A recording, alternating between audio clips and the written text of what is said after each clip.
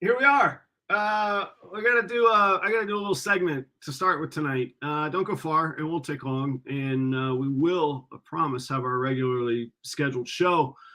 Well, look, I got this platform. I got this, 2,000 some followers and that sort of thing, and something horrible in our industry and our community happened. So let me just get right to the point, because I'm really not the guy to lead this conversation, and I understand that. But I gotta make some couple things clear. If you're not familiar with what I'm talking about, Peter Call, I believe is his name, was on a very prominent podcast and conversationally used the N-word twice, I believe. I haven't seen it, heard all about it. I'm not here to talk about what's in his mind, in his heart, anything else. Mostly, I just, as if, so silly, as if I need to. I just have to make clear, I absolutely stand against racism. I renounce it. I've always wanted properroyals to be a table where everybody has a seat, a table where everybody's welcome, a table where there's a level playing field, and the start and the finish line are at the same point for everybody. It's accountability. It's all that I think most of us want in life, and I think a lot of us take for granted some of the opportunity maybe that we have. When you see racism, I think it has to be stamped out. I think it has to be punched in the nose. I think it has to be addressed directly and forthrightly. And I hope that I've lived up to that. I'm not perfect. I have regrets of things I'd like to do over with certain circumstances and social situations. So I get that part of it too. So next week, I haven't booked a guest. I was going to do a solo show. If anybody wants the platform with or without me, let me know. Talk to me. I don't really know how this goes. I don't know how this works. I know this community is special to me, and I do not want to see it torn apart. I think I've made my point. At this point, I'm going to shut up. I'm going to listen. I'm going to learn. I'm going to be an ally. And I think everybody knows how to get a hold of me. The saying about grandstanding, it's not about me. It's not about properroyals at this moment. So I will leave it there. Thanks for bearing with me. I'm about tired of having these conversations. Give me just a moment and we will start the show. Thanks.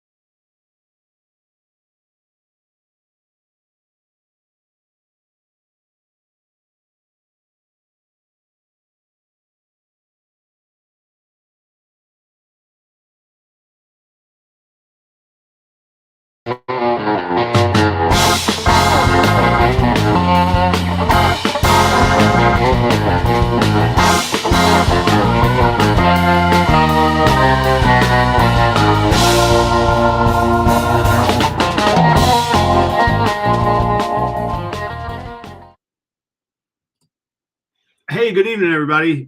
Hey, thanks for bearing with me. This whole world is a strange place. It's hard to know sometimes. So thank you. And we are going to move on. One disclaimer I've got to give. Jessica, our guest tonight, who I'm excited to have on, she's got her own platform. She's got her own thoughts. And we've kind of committed to move on from that prior topic for now. Again, I don't think that I don't want to speak for anybody else. I don't think that I'm the one to lead that conversation, or we'll just leave it there. And so for that reason, we're going to leave that topic behind us for the rest of the night, just so you're aware. All right. Glad to have you all tonight with 38 out of the gate. That's what Jessica brings to the table. If you're not familiar with Jessica, she has her own podcast with Jana at the Holdback Rack podcast, and also Hare Hollow Farm is her other social media channel. We're going to talk about both of those things tonight. I had this whole agenda, and then the week got weird and it was already busy on top of it. I don't know where tonight's going to go. We're going to see. We're going to ride this out and have a good time. Here's what I do know. Jessica, I think one of the great joys I have is while people sit in the green room, they just have to hear me talk about them in the third person. And it's so awkward, I know. But I think Jessica's insight and intellect and how she, through the brief lens that I've seen of her, I don't know. I just talked to her directly for the first time in my life just a moment ago. I find her incredibly intriguing, and I've just been really looking forward to this episode. So we'll see where tonight goes. I had the agenda; it's all on the thumbnail. You guys all clicked on it, but we're gonna see where tonight goes. Let's see. It was a really, really busy week. Since I saw you last time, I filmed an interview with Robin Markland. He's currently with, he is REDLINE shipping. He's also one of the sponsors, as you guys know, which is great. And he just keeps helping me out. We did this interview and we had a great time. I'm going to get that interview video out this week. And I promised y'all last week I was going to get out the How Much I Made in 2022 video. That's a long video, and it's, oh my gosh, I'm trying to make sure it's not just too boring to sit through. It's like 25 minutes, of ins and outs and spreadsheets and equations. I'm trying to make it entertaining. Shout out to my son, Charlie. He got straight A's second quarter. And I know nothing about parenting. I'm figuring it out. But I was pretty proud of the kid, and I am happy to reward great schoolwork. So we picked up a crested gecko from Jeannie Bod at Bod's Exotic Reptiles. Jeannie, the better half of the two, let me say. They have both been just magnificent to me in my time in this community. So we now have one of their crested geckos in the house. That's pretty cool. I like to say I've got some videos stacked up. I've got to get those out. A couple quick shout outs. The British MJ's Pets and Exotics. He's in Liverpool, and he watches the show. Sent me a great note today. So greetings across the pond. I understand it's 1 a.m. there. So, if you're up, maybe you've had a couple beverages. Let me know how it's going. If not, catch it on the replay. He pulls for Everton. They're having a rough year. They're right there with Liverpool, who I pull for. So anyhow, MJ, thanks for reaching out. Gabriel from Fangs and Things, spent some time talking with him this week. If you haven't seen Gabriel's page, he's got like 350,000 followers, all reptile content all the time. Check it out on Instagram. I worked some with Wes Welch this week. He's I don't know how he would describe himself. I would describe himself as a web designer or computer tech guy. Incredibly insightful and working on some cool stuff. He has called on me for some insight, and I've called on him likewise for some tech insight on some things I'm cooking up. So hopefully we will see that soon. I've been to my first Repticon show, my second show ever, Repticon this weekend. I'm going to dive in. Maybe me and Jessica will dive into that. Maybe that's a good icebreaker of what we can talk about. So those are the updates. Let's get to it. I feel like I need somebody else on the show with me right now. And who better than Jessica Hare from Hare Hollow Farms and also from the Holdback Rack podcast. Please welcome for the very, very first time, hopefully first of many, to the properroyals stage. This is Jessica. Hi. Hey, how are you? Good. Good. Thank you for being here. So you got like this, you even made a little meme about, you got to have a whole different persona tonight than your usual self, huh? Yeah, I have to be the hot young blonde. Oh, wow. That's an even... I actually don't know how to do that, so it'll be interesting to try it for the first time. I'm going to leave that one alone. You have... that was still PG, Adam. I know. I'm gonna leave it alone for my sake. I'm married to a petite blonde. It's so see, yeah, yeah, you know it.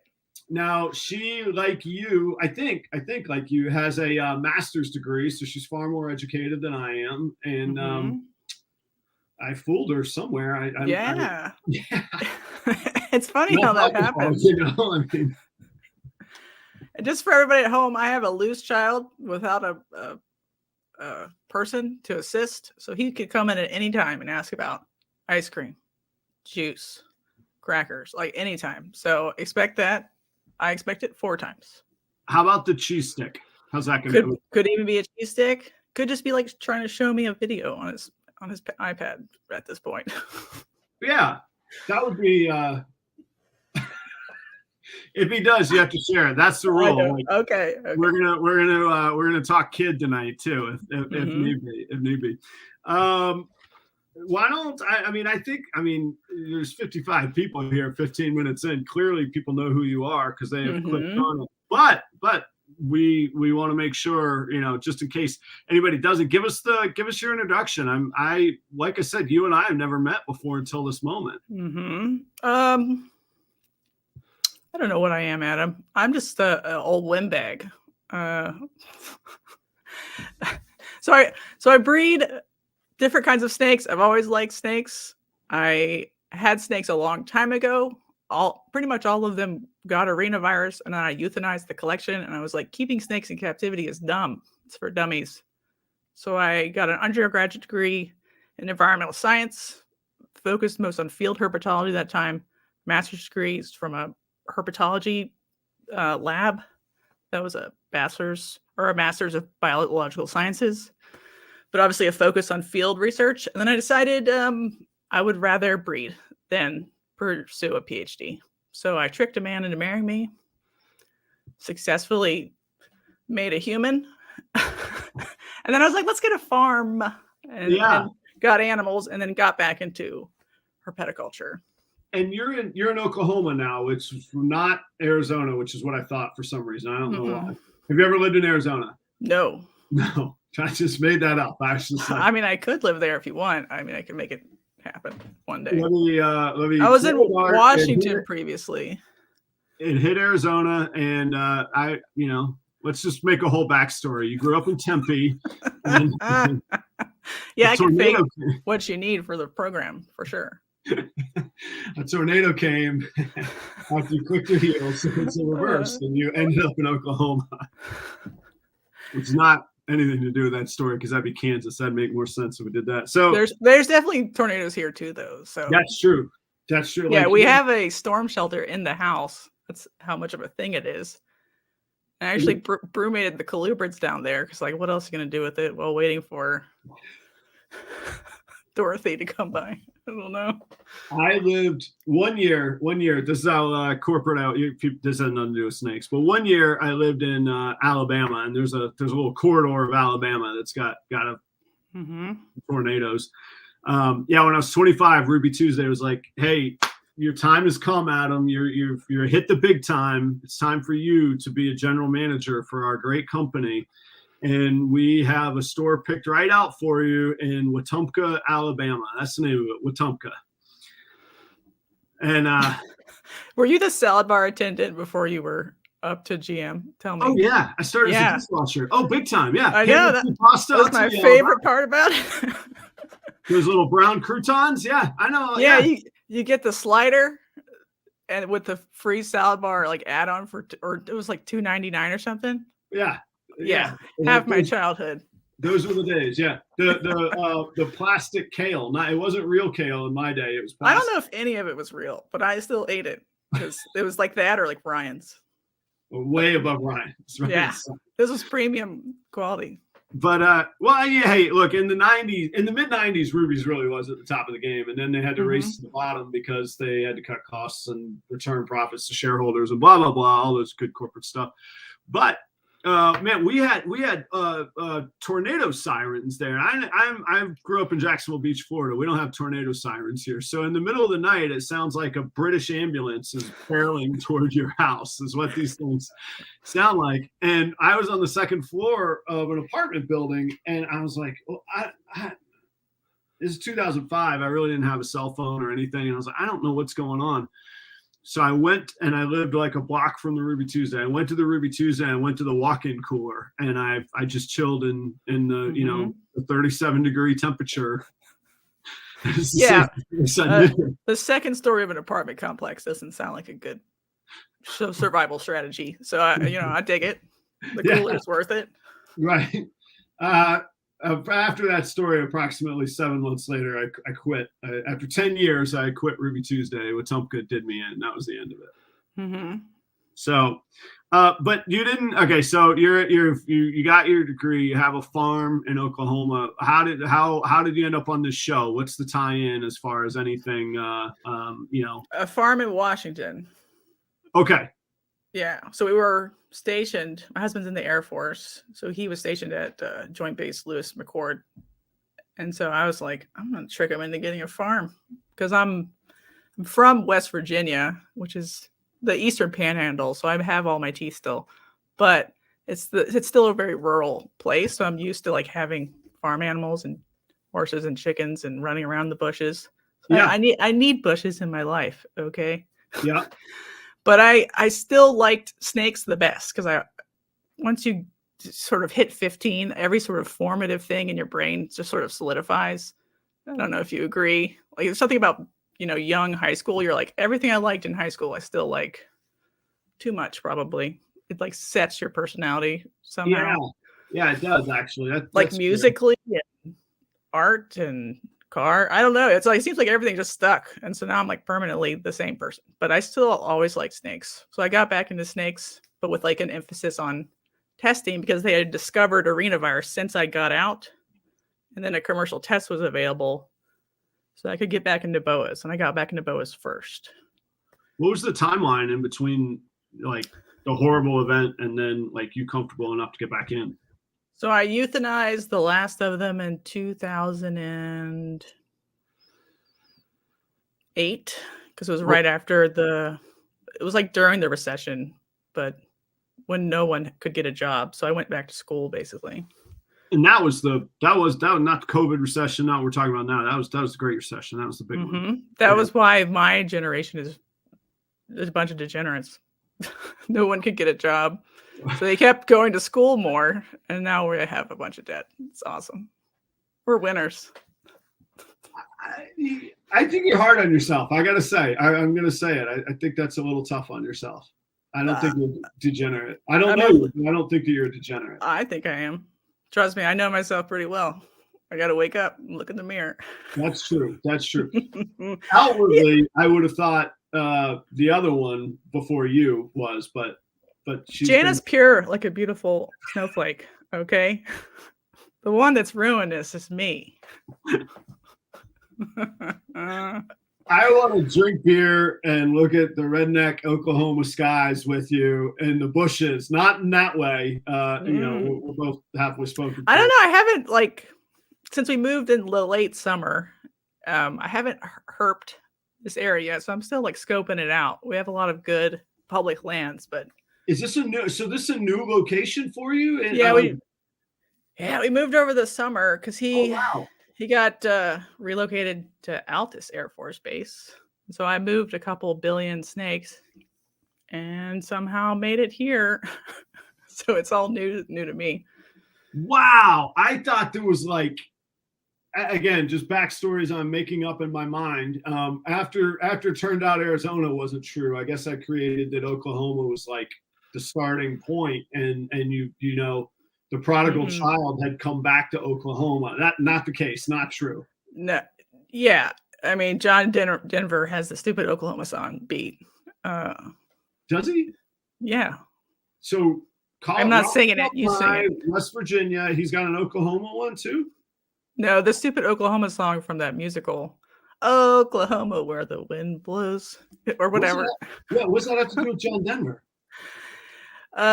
West Virginia. I was from West Virginia. Okay. This is the hardest timeline to establish. I know. West Virginia, grew up, raised, formative years running around the bushes, first collection, went to Right. college, undergrad and master's, tricked a man into marrying me, moved to Washington, recently moved to Oklahoma. We did it. Life story. Nice. Right. So most of my like field herping experiences in West Virginia, actually. That's Yeah. where So do you have the farm in Oklahoma? no, you I work the got farm? snubbed.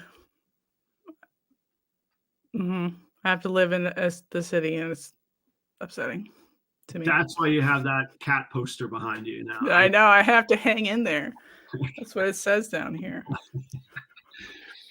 And so where did the podcast with Janet come from?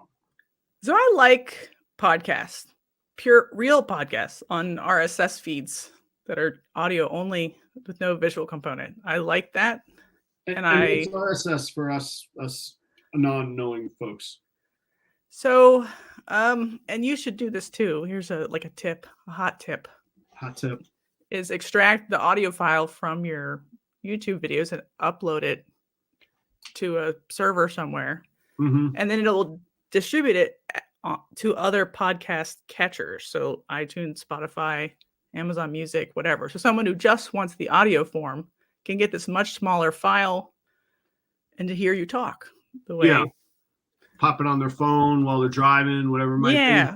It doesn't use data because they could download the whole file because it's small, because it's audio only. So what sort of, I'm guessing there's multiple providers or purveyors of this service. So you're basically buying server space from them, and then they give you a feed, and then they'll send that feed to all the people who catch those audio files. Yeah. If that makes any sense? It does. So the original one was like actual podcasts that you could have on a Apple iPod, right? iPod. So that's where it all comes from. So I listened to stuff like that in like 2008, 7, like when it first started. And I like that medium in itself because like it lets you do stuff without having to like look up at your phone and kind of be distracted by the visual medium. Right. Although sometimes the visual medium helps too. They're just different forms. Yeah. So I liked that always. And when you're bored at work doing something, menial labor, I was always listening to something. Mm-hmm. So when I got back into reptiles the second time in 2019, I listened to like old audio only stuff. So like old bullshit, old Snakes and the Fat Man, old From the Ground Up. And I sort of re-engaged with what the hobby had done in the intervening years through just the pure audio first. Obviously, you get on YouTube eventually. But I just like audio. So the inception of the podcast was we were audio only for a long time. Right. I do remember that part of it. Mm-hmm. Because I actually think it's good to edit. I mean, shame on me. I don't know. But there's a beauty in both. There's a beauty in a polished product, and then there's an excitement in a us figuring it out moment, which is what we're in right now. Yeah, I think the answer is this version actually works better in the modern world with how people want like a kind of parasocial relationship with the hosts and the guests where they can interact. But I personally prefer a more edited product because, like, they'll cut down the pauses, take out the ums, clear up stories, maybe rearrange stories, narratives. So I still prefer it. I obviously don't do it now, and we're more successful now. So my preferences are not correct, but there's still a place for that too. That's the great irony, right? Like you can do what you want. There's a songwriter, Guy Clark. He goes, some lyric about ain't no money in poetry, and that's what keeps the poet free. And then he says, "I've had all the freedom I can stand." Like he wants his money, like. Yeah, I mean, we've been much more successful instead of switching to like a real video component and not bothering to edit. So if that's somebody wants to start a podcast, there's my number one advice. It's the difference between an album and a live performance. Both have their places. I think. I don't know. I thank God for live music. I think it's far more exciting than albums, but they're different. They're just different mediums. I agree. Mm-hmm. Right, but some of my favorite podcasts are like researched, scripted, like edited. Basically performances that are 3 hours long about it, like a specific topic, and there's no live component. The whole point is there's like a narrative quality to it. So that's kind of reflects in our podcast, because I like to like pre-assemble some sort of thesis that I'm trying to either convince you of or share with you or whatever. Yeah, if I can interrupt, your prep, if for anybody that hasn't seen Jessica's podcast, I mean, your prep and depth of, like, people laugh at me because of my notes. And like, you have all kinds of notes. I'm like, you didn't see nothing. But like, to me, it's overwhelming because I would do some of that, but I don't know how to. I just need to play with it and figure it out. But I don't know how to present. It was hard enough for me to figure out how to get my intro on there and these background things, so to flash up and zoom in the depth that you do. And we'll talk some more about that in a little bit, because I really love your data analysis side. I think that's truly what drew me to you. But your presentation's great on it, and it's the academia portion of it is fantastic, I think. We're trying. Obviously I was trained to understand papers and concepts, but I think part of the goal is to try to get people excited about whatever the information is. Yeah. Even if it's something that doesn't have to do with the animal that you keep. Like, do you want to get excited about frogs, or, just because it's interesting? Animals are interesting. There's things we can learn and apply to other parts of our keeping. That's the goal. We're not always successful because obviously people like the how do you make money with snakes topics. Like that's what they like, really. Right. But if I could trick you into liking other things too on the way with some talk about money with snakes, I'm going to try. And I think we all, I hope, maybe I'm naive, I think most of us start at that point of liking and wanting to know more, the curiosity of the animal. For me, it was, I mean, the first time you hold, in my case, a ball python, it felt so different than any other snake I had held. I guess I'd only held probably colubrids before then, or garter snakes in the yard or whatever. And I remember holding a ball python and being like, wow, I could just own this and have this, which is a sort of a ethical question in the first place. But given that we can have pets and they make good pets, it was, and I'm going back 20 some years now. But I remember it very clearly, and it was just this cool thing. And then, like you say, maybe our formative inner self, maybe mine popped back out. COVID-induced 40-year-old buys, banana ball python, and boom, here he is talking with Jessica almost 3 years later. Mm-hmm. Isn't that awesome, though? It is awesome. You can be like reinvigorated by something you thought was once just like cool, but then it becomes a thing. But then they're always still cool. So you got to remind yourself of the novelty of the fact that you get to interact with something so awesome every day, even though it like seems like, pedestrian after a while, but it's not. I swear. No, I do. I legitimately have this like childlike wonder, because I remember walking into like it seemed like it was a crappy building. I don't think it was a crappy shop, but it was a crappy cinder block building in Gainesville, Florida, painted tan. And you walk in and there was like, it's like walking into a dive bar, it felt a little bit questionable and uncertain, and you're surrounded by snakes and tarantulas. And I didn't envision myself as a snake tarantula kind of dude at that point in time. Or I wanted to be like Adam. It was less fresh. It was, yeah.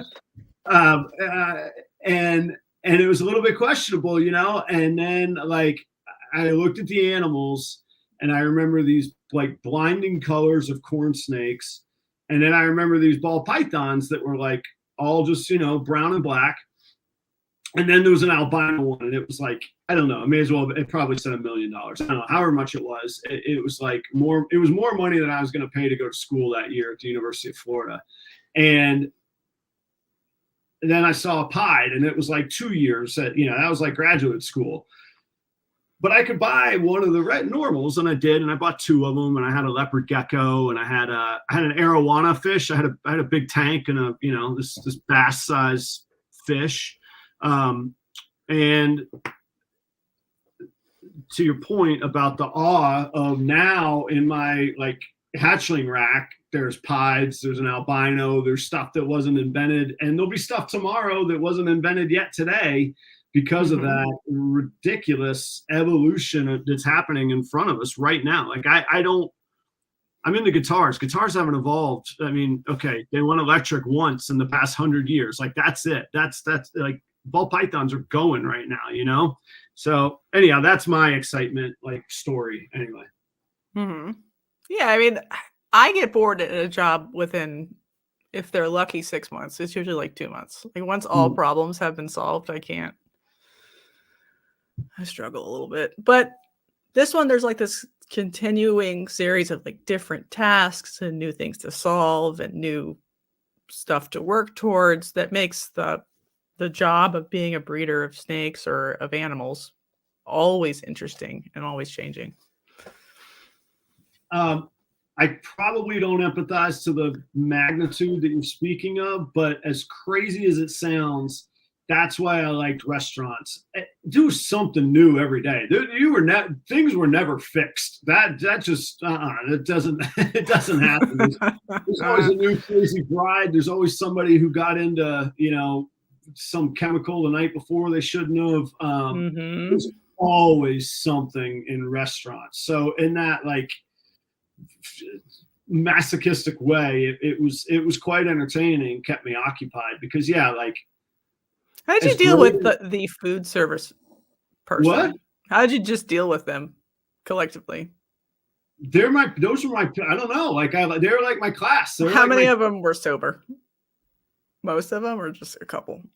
No, most of them. All joking aside, I had a very, very low tolerance for any drug culture. When I was 7, I had an uncle that died of an overdose, and no. Yeah. I know. Yeah, I'm not condoning it. Just every time I've worked in food service, I've been like, I learned something new today about drug use that I didn't. Right. I was just told, and I was like, oh my God, I gotta go. This kitchen is tough. I didn't know you could inject it there. That's new. Wow. Not to make light of this or jokes, and I don't want to represent. Let me go back before I tell the story, because what you're saying is entirely true, and I'm not saying I perfected it, but I wanted, because as true as all that is, there was I don't think it was a comfortable place when I started in the 90s. I can't imagine it was a comfortable place for women to work. I can't imagine that. I bet the women on the team had to think about if they were going to walk into the walk-in cooler alone or not, or go with somebody kind of thing. And I never wanted that to be, I was never the guy that was like, when I came up, this is what we went through and you need to suffer more, like that. I think that's a horrible mindset. So with my own convictions, and then as I raised in the ranks and more fell on my shoulders, I really didn't have much patience for it, because the people that were dedicated, and I was able to provide full-time benefits, 401k plans, insurance, that kind of thing. And the people that were serious about it, I wanted them to have an opportunity to have a career and to have a savings and to have something to show for it later in life. So I was very impatient with that kind of thing. I would do it myself, or myself and the chef would actually cook if we needed to send people home or fire them. That's good. It's hard. It's hard. Yeah. But I will say, once you're known as that place, you attract those people, and the others go away. But it's cyclical. It takes 1 or 2, and then you're right back in it again. It's a cyclical. Did you read Kitchen Confidential? No, I never would. I heard about it. You were going to be triggered. No, I would piss me off. Okay, yeah, I mean that's what it was, but like largely I was like, I agree. And it almost like was the more high-end restaurants. So like if you met a sous chef at a party and you're like, where do you work? And or whatever, the more high-end, like the more intense the standard and the more like extra uses and like hot recreation activities in the back room and the favors for positions. Right. Yeah. Like, that whoa. I always resented that stuff. It drove me nuts. Like it's sort of how I'm feeling right now about our world. And so that stuff drove me nuts. I fought it. I couldn't defeat it, but I fought it. But, so you're gonna say no, Anthony Bourdain, you're wrong. Is that what you're saying? Or you just don't want it to have been like that? I didn't like it glorified that way. I didn't like that. I just didn't like it. I didn't like being perceived that way. I didn't like introducing myself to people and them going like, "Oh, how many chicks have how many servers have you promoted?" Right. Yeah. That definitely was the perception, and sometimes it just depended on the restaurant. Like I was close enough to like hoity-toity Northern Virginia that you could find like really high end, like I don't know, where they had to like. I don't know how many meals they cooked a night, but it wasn't very many. So they would have to like pre-book the people at like $100 a plate or something like that. Like in the middle of like the Plains, Virginia, where all like the super rich people lived. Yeah, wine country, right? Well, like horse country. Like so much money just wasted on horses country. Yeah, just buy a horse. Yeah. Or a couple 100 horses. I don't like it's a weird part of Virginia. But so they have like these super bougie, tiny restaurants, sometimes near wineries, but not always. It's just weird. And I was like, Anthony Bourdain, I guess you're right.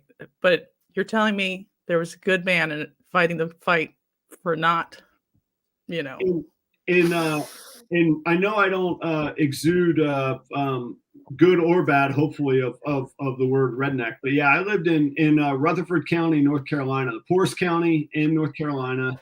And we were one of these bougie little hamlets in the poorest county in North Carolina in the foothills.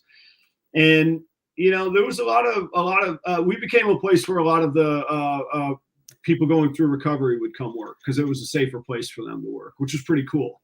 And there was a guy, this was the story I was going to tell earlier that I felt like I needed to preempt with my last comments. He had a horrible scars on his arm. Mm-hmm. And I don't know. I've never used a needle. I don't know anything about it. So, we became, and his name was Adam. I shouldn't say that. His name was not Adam. His name was Brian. Mm-hmm. Brian. And this is actually a well-known story. So I don't think I'm hurting anybody here, but, he definitely, had a trick played on him where somebody cooked up barbecue sauce in a spoon and not heroin. And oh no.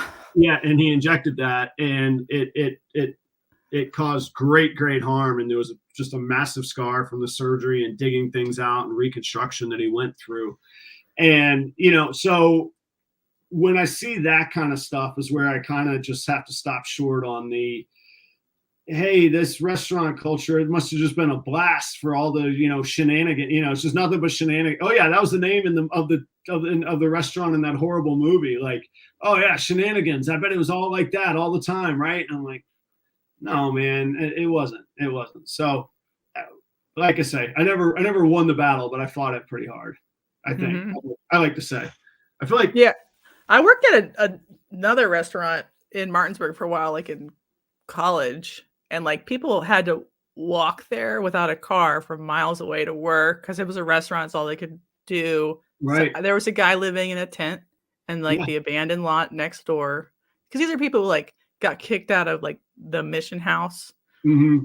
They still need to work because obviously the system isn't going to help them out. Right. So they are working and they're, maybe have prior substance abuse. So you see all of that. None of it was fun or happy. It's just like, it was definitely glorified and confidential in a way that's like, this isn't actually the human condition here. This is sharing needles behind the dumpster. And you're like, dang. Yeah, we're not jet setting and, chopping lines on marble platters. It's just it's not the reality of it. So, This but is getting depressing. What? Now we're getting depressed. I know, yeah. Let's keep it moving. Sorry, guys. We're going to smash this image that you have. I know you came here for reptiles, but we're going to talk about cocaine. Hey, and data. There's your data. Here's your spreadsheet on what happens to you if you cook up barbecue sauce on a spoon. So, yeah, but there was no to the original point, the seed of that conversation. There was nothing the same for 2 days. It was a blast. I love the ride. I still love being a small part of it with the consulting gigs I do and that kind of thing. So there we go. I wanted to spring some. So let's go back to your data presentations. You seem to not only obviously take pride in it, you enjoy it, you get going and you're in, you're talking about statistical t-tests. You're confident in what you're presenting. You've done it. Yeah. I mean, that was how I was trained. I'm obviously, I actually hate math. I don't know if you can tell. I could not. No, I literally could not tell that. No. I actually I wasn't really that good at math, and I'm still not that good at statistics, but you need to have a halfway good grasp of it just to prove a point. So, yeah. So you're forced to learn it, and you're like, okay. But I actually prefer trying to prove a causation or correlation or whatever. I prefer the narrative of if this, then what? Yes. So I need to make sure that my idea, my thesis is true by running a two-tailed t-test on the data to see if it's significant. But that's why I was going through it morph to morph to morph to see when Justin did this, what happened next. Because it's the story that we've all been told that we need to prove if it's actually true or not. And the only way to do that is to look at the numbers. It was fantastic. If y'all don't know what we're talking about, one of the Holdback Rack podcasts is what I'm talking about. I'll let Jessica tell what it was since it was her show. Yeah, it was I think it was called ball python stonks or something like that. Maybe ball python prices, which I'm surprised nobody's done yet. It's been done for other species, but not ball pythons. I just went back in time and I recorded all of the sale prices and excluded special cases that would have sort of made the data different, and then just plotted them through time, and then tried to find answers to questions that I had or assumptions and test those assumptions with the information. I love how you say you just did that. When you say you checked all the prices, you checked all the prices. It was how far back did you go? 15 years? No. Morph Market started in 2016. Okay. All right. So, not 15. All right. That's so most years don't even have that many data points until 17 or 18 or whatever. Yeah. For example. So for clown, the generic gene clown, there were I don't know, a couple thousand points, which is a lot, but whatever. I don't know. The other ones were easier because they might only have 100. So it doesn't take that long to type that out.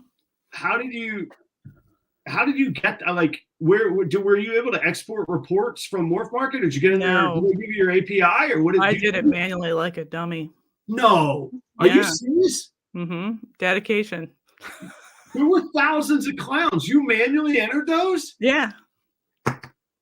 Oh my gosh. And the other thing is, if I had exported them, you wouldn't have recognized animals that should have been excluded. I know, but I'm just thinking of a practical okay, wow. See, guys, that's what I'm talking about. Why you should watch. So this is the dedication. I write bullet points, and Jessica. Right, it took 12 hours or something. It's not that. I know. I bet it took 12 hours. No, I'm dying. Yeah, I obviously I have the luxury of the time to do it. Okay. Other people do not. Still dying. But other people could have done it. They just never chose to. So I did it. Right. But that's something I'm uniquely qualified to do. Some people are I've been trying to write a bot to scrub the data. I'm you're a human. Just do it. You're fine. Just go scrub the data yourself. Yeah. I know John could have done it himself. He could have this whole time. But he could have shared the API with you, and on a click, he would have had it in a second, which is what I've been so I have this vision where I keep thinking up these ideas of how I can improve morph market, and if only I don't even know.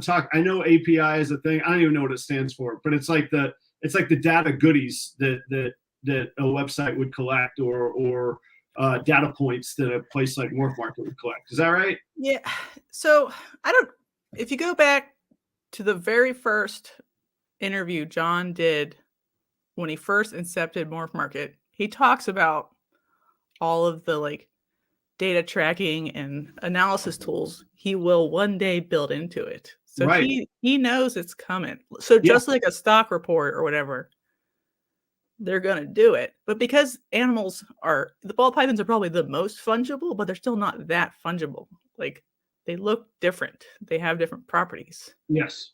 So it's hard to apples compare. So it still needs like a human curator to like knock out specific animals that are like would appear by their metrics similar, but they're not, like, because a person builds in the price of shipping and makes it free. So like that animal has to be excluded because their price is artificially padded with free shipping. Software can't do that. You know that emoji that's a smiley face with the big stars? That's me right now. I'm like, tell me how it's not. Tell me how they're non-fungible, and how this one person in 2019 he built in shipping. So him, poof, he's out. He doesn't get to play. How much would it have skewed your data to have that one animal with shipping in there? Probably not that much, right. Especially in clown, because there's thousands of data points. Right. But like even right now, like I could have chosen to exclude like 1.75-year-old females that were really big for their size because they drag the number, like the average value up of their cohort by a lot because they're a lot more expensive. So I could have, but I chose not to. Females, not males. You guys, you got to go watch the episode. We can't just regurgitate it here because it exists already with the full presentation. But I mean, if you have questions about it or whatever, go for it. Oh, yeah, that we could definitely reinvestigate. If anybody has questions, please do. But yeah, all joking aside and emoji comments aside, like absolute props to you for that work. It doesn't happen much, and we don't see that level of detail really anywhere, but not in our world for sure. Yeah, I think the next thing to do would be to obviously like continue to do the same morphs. We already did do new morphs that people are interested in, but also like time on market, which is something I excluded mostly for time. Yeah. Because I think that's the other like relevant piece is if it goes up and goes down very quickly, that would indicate like a hot item, right. Hot morph combo. Because most of them sit for a long time, no matter how hot they are. Yeah. Probably more than 50% sit longer than 6 months. So that's a long time. Yeah, quantify that. So yeah, so maybe say that again, because people that are like nothing's selling right now, talk more about that. What you were just talking about, the time scale. Yeah, I mean, I'm sort of like guessing because I'd have to go back and look at the data to like really calculate it. But on average, most snakes, more than 50%, do not sell in the year that they're born, male or female. So if you're sitting on stuff from 2022 still, it's fine. That's actually normal. That's like the normal procedure through time that a large percent don't sell. If you have sold 30 or 40%, by now you should be like, oh, we're doing great. If you've sold 0% and you've sat on inventory for 6 months, then you maybe want to work on getting out there more. But stuff always goes soft over the winter anyway because of shipping stuff. And then it always picks back up once people get their tax returns back. Right. And you have like a much more brisk sort of spring pretty much every time. But I mean, we'll see how far, if at all, prices, what the correction looks like moving into the next year, because we have a lot of inventory still, just collectively, all humans. Yes. Across all species, also, not just ball pythons. So we'll see what happens. But I was like pretty pleased with the numbers. Like people were like, it's the worst. I'm like, that's fine. It looks fine to me. It's not like great, but it's like fine. So go buy some snakes, everybody. I was going to say, Did you see enough data? I guess I'll ask a two-part question. You just answered one of them. It's that means it's the time to buy, which is sort of what my gut instinct has been. But yeah, especially if you can tell somebody's wigged out. Like there were people doing stuff to prices you could see, and people would buy them very fast, because the price was too low. So people would snap it up because the average price was 800. Somebody posts it for 400. Somebody's going to go buy it. So of course they got that sale, but that doesn't necessarily set the tone for the market per se. right. Just go buy it if it's cheap and you like it, and if you don't like it, don't buy it. But it's fine. Collectively, most things are just sliding gently back to 2019 prices. Yeah. And they're not like way falling below 2019 prices. They're just going back to what they were 2 years ago. So that's not much of a recession. Sounds like a return to normal. You had a component in there about because I could say as a devil's advocate, well, 2019 prices with today's money is a little different because things are more expensive now, or what I used to be able to spend on snakes, I have to spend on eggs, chicken eggs, right now. You can't buy chicken eggs anymore. I did adjust stuff for inflation. So like the relative drop is higher, but like so again, you did adjust. I did for certain items, like where there was a question about like, is the change enough of a percent that it matters? But like the stuff that was already on a downward trajectory from 15, 16 continued down. It did a tiny little bump up during COVID time and then gently kept going down. So if you like plotted a trend line over that, it would have looked flat basically. Like the bump didn't matter. Like clown, because it had thousands of data points. You could see a lot of clowns, like the gentlest little rise in price. So it's all like on its normal fall down anyway. Yeah. Even adjusted for inflation. So adjusted for inflation, I'm relatively sure you did not do this. Could you superimpose that map, and maybe you haven't looked, but in your mind, could you superimpose that curve over, say, the S&P or a Dow index fund? Would it look similar? Do you know? I don't think so. Oh, no. Here's why. Because like, unless you did, it would have to be something else, not like the price of a specific morph. Because, like as clown is falling over time, it's been falling very gently even since the Great Recession from whatever price it was then. If you go back through like very old data on like we wouldn't be able to look at individual morphs. We would have had to say like some sort of cumulative aggregate number of people logging into Morph Market would probably match Dow. There you go. Yeah. Something more generic, like that would be like like a measure of people's confidence, like to want to buy something. Yeah. I wish John would give me that data too. I would love like search data, like who searches for what, and then like how fast those listings sell based on search frequency. Yeah, he just needs to monetize that and sell it. No, and in some ways, I've put in more work than most people realize on trying to access that. I actually flew to Colorado this summer, and I really flew to Colorado for a concert at Red Rocks. But along the way, I caught up with one of my buddies I went to college with, and he was one of the groomsmen in my wedding. This is his career. This is the stuff he does.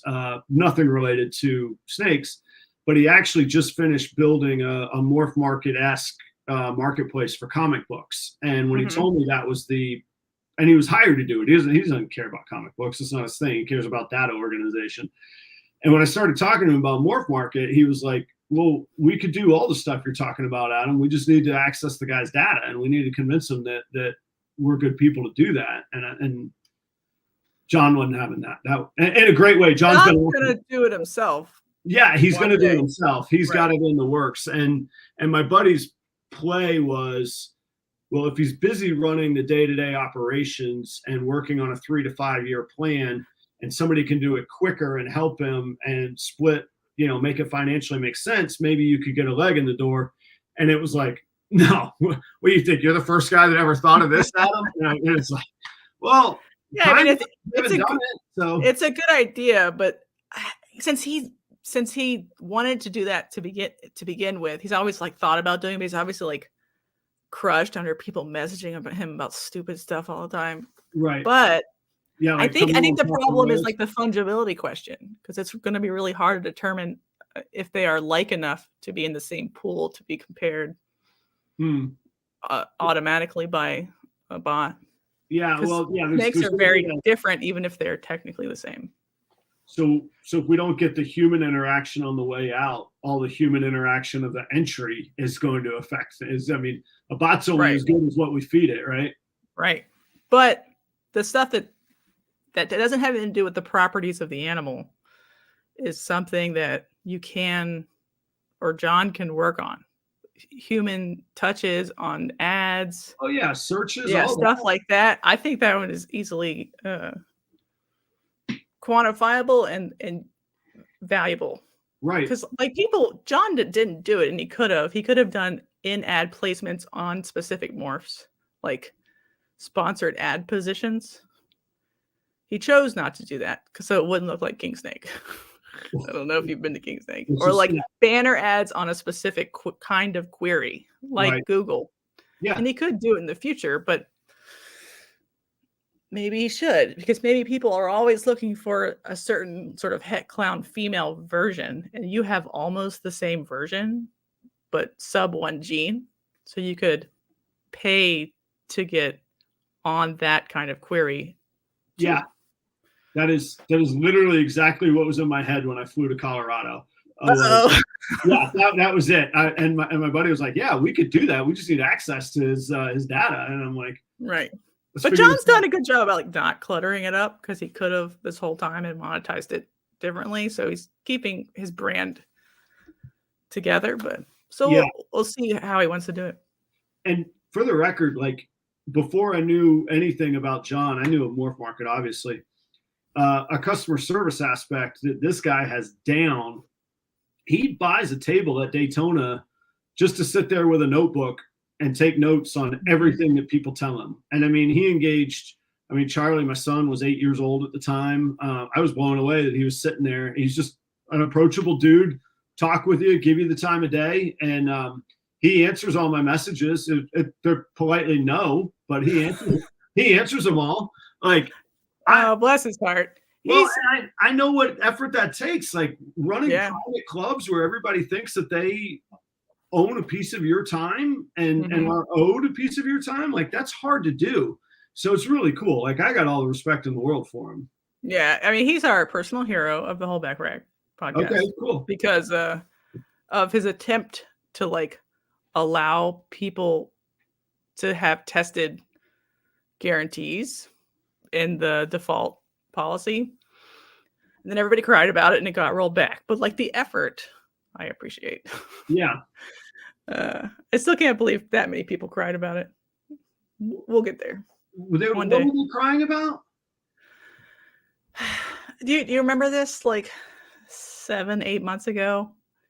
Morph Market tried to add like a guarantee to the default store policy that you could get an animal, test it for whatever you wanted, and if it came back positive, but when your test returns were sent, you could send the animal back and get a refund. And you would have to opt out in your own store policy. Positive for disease. We're not talking genetic testing. Disease. Oh yeah, disease testing. Okay. So he said like that would be the default if you wanted to opt out of that, because he like dealt with wild caught or you didn't care about testing. You would have to opt out in your store policy. And everyone's like, well, if I opt out, everybody's going to assume I have a bunch of diseases because I won't allow this to happen. Right. And he's like, yeah. And then I'm like, yeah. And then like, but I don't want to be incriminated. Then it's like, well, then just let it happen if you believe your animals are free from disease. Right. And everyone's like, yeah. And then they just cried, just tears, just grown men crying on the internet. And so he rolled it back. But good effort, John. Cheers. So let me ask this to play. I was not aware of this male tiers of river tiers. So many tiers. Lots of tiers. West Virginia creeks full of tiers. What say I'm a seller and I find this out and I'm told, hey, your snake has Nido, and I say, what about your snake? So you received my snake, you've had it, and now you're telling me that, and I say it was fine. Where was the deciding or defining line, or what's the bio tracing, or what's the right? Talk to me on that question. Are you talking about like what I would do or what Morph Market told people to do? Well, where was the stopgap on that of saying, so I'm a seller, you're a buyer. Hey, Adam, I tested it. Your snake is sick. I want my money back. And I go, no, Jessica, it got sick in your hands, not mine.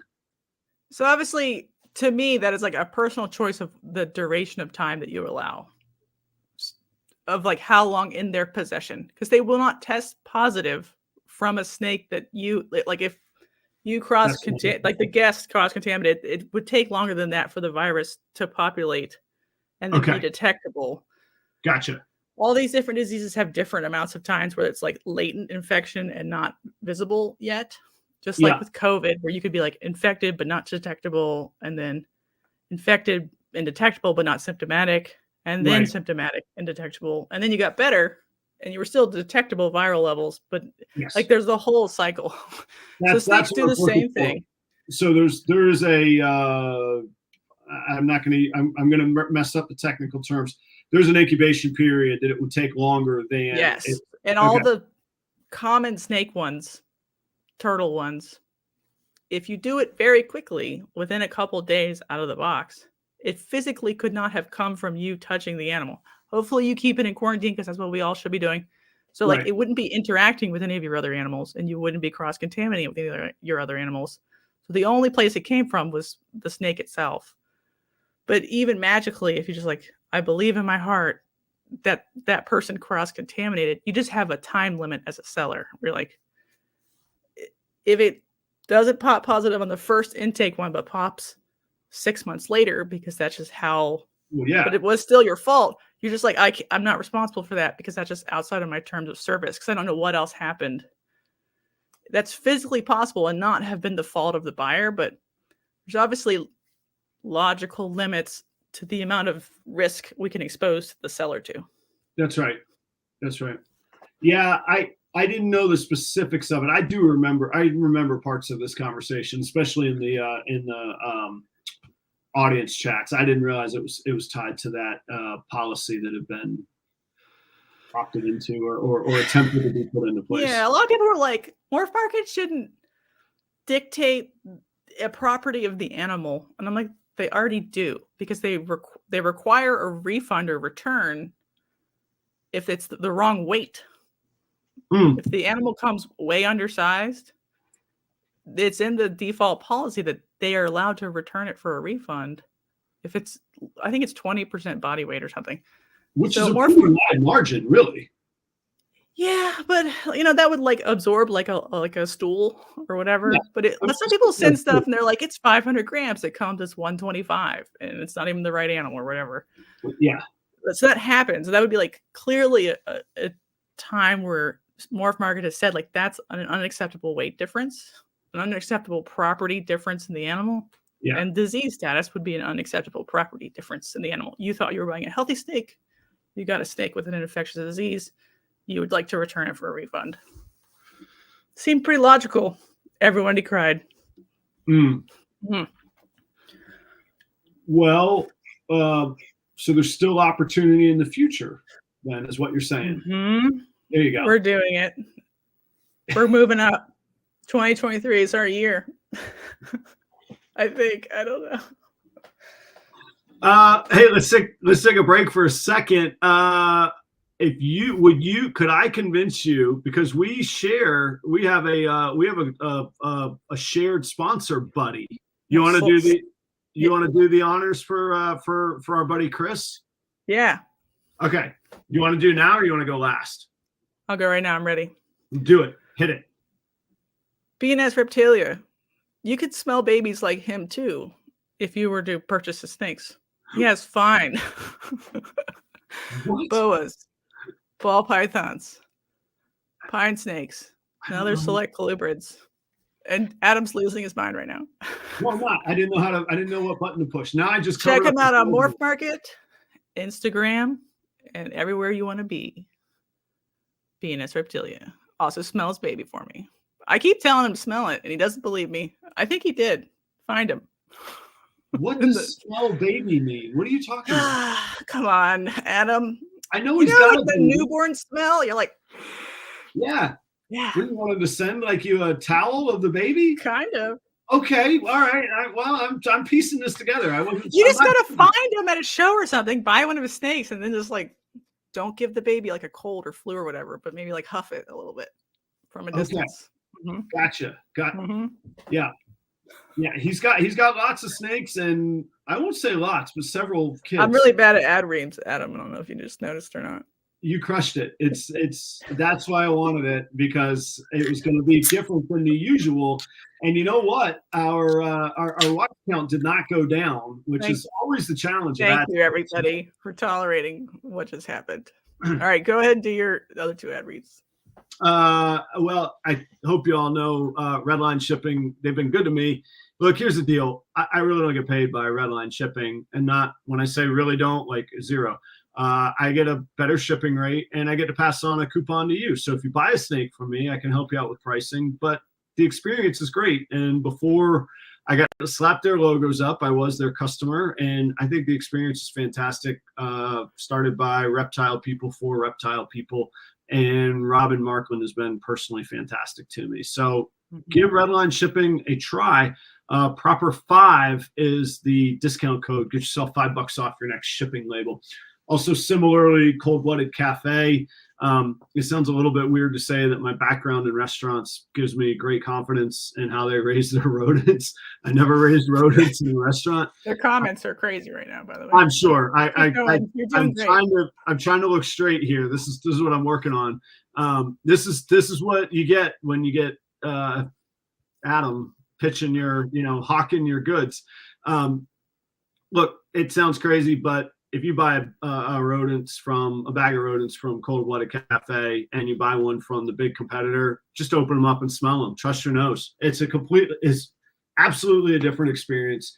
Better rodents, better food for your animals, and good people at Cold-Blooded Cafe. So check them out. You can use the code CBC5 for $5 off your next order from them. If you do me a favor, let them know that you learned it from me, because I've had this conversation, so I'm not talking smack about the people that are very good to me, but I don't know how they quantify our value here at this community. So you got to inundate them with emails. You got to tell Desiree, hey, Adam sent me your way.